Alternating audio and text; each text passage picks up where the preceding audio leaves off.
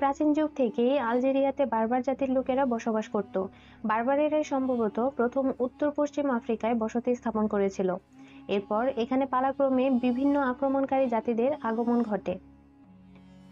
খ্রিস্টপূর্ব প্রথম শতকে আলজেরিয়া অঞ্চলে ফিনিশীয় বণিকেরা বসতি স্থাপন করেছিল।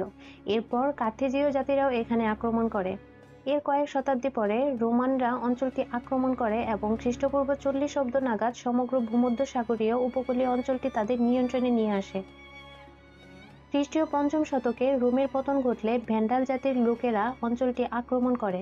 পরে বাইজেন্টীয় বা পূর্ব রোমান সাম্রাজ্য অঞ্চলটি পুনরায় নিয়ন্ত্রণে নিয়ে আসে।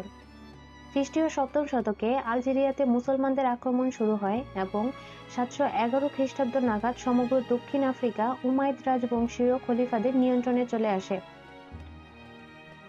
আরব মুসলমানেরা আলজেরিয়াতে ইসলাম ধর্ম ও আরবি ভাষার প্রচলন করে। এরপর বেশ কয়েকটি বার্বার মুসলমান রাজবংশ অঞ্চলটি শাসন করে।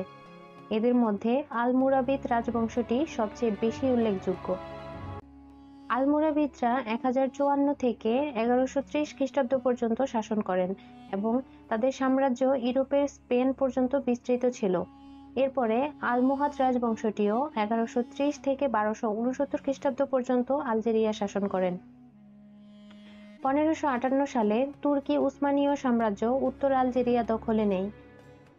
বার্বার উপকূলে জলদস্যুরা বহু শতাব্দী ধরে ভূমধ্যসাগরের বাণিজ্যের জন্য হুমকি ছিল।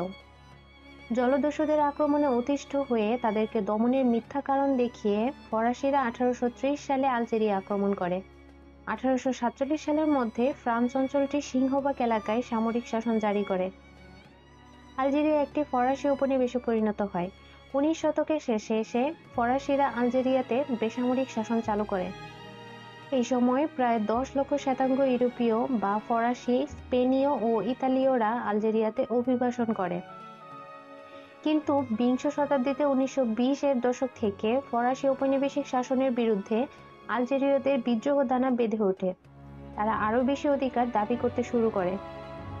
শেষ পর্যন্ত 1954 সালে ফ্রো দি লিবেরাসিও নাসিওনাল, যা সংক্ষেপে FLN, এবং বাংলায় জাতীয় স্বাধীনতা ফ্রন্ট নামের একটি দলের নেতৃত্বে ফ্রান্সের বিরুদ্ধে আলজেরিয়ার স্বাধীনতা যুদ্ধ শুরু হয়। 1961 সাল পর্যন্ত প্রায় 8 বছর যুদ্ধ চলে। শেষ পর্যন্ত 1962 সালে একটি গণভোটের মাধ্যমে স্বাধীনতা অর্জিত হয়। 8 বছর ধরে সংগঠিত স্বাধীনতা যুদ্ধে দেশটির অশেষ ক্ষতি সাধিত হয়। প্রায় 10 লক্ষ লোকের মৃত্যু হয় এবং যুদ্ধ শেষে কয়েক হাজার বাদে প্রায় সব ইউরোপীয় আলজেরিয়া ছেড়ে চলে যায়। তারপর ফ্রো দি লিবেরাসিও নাসিওনাল নতুন সরকার গঠন করে। এরই মধ্যে আলজেরিয়া দেশটি নতুনভাবে তাদের পথ চলা শুরু করে। এই ছিল আলজেরিয়ার স্বাধীন হওয়ার বিশাল ইতিহাস। আলজেরিয়া সম্পর্কে বিস্তারিত জানতে এই ভিডিওটি দেখতে পারেন। ভিডিওটির লিংক ডেসক্রিপশন বক্সে দেওয়া থাকবে।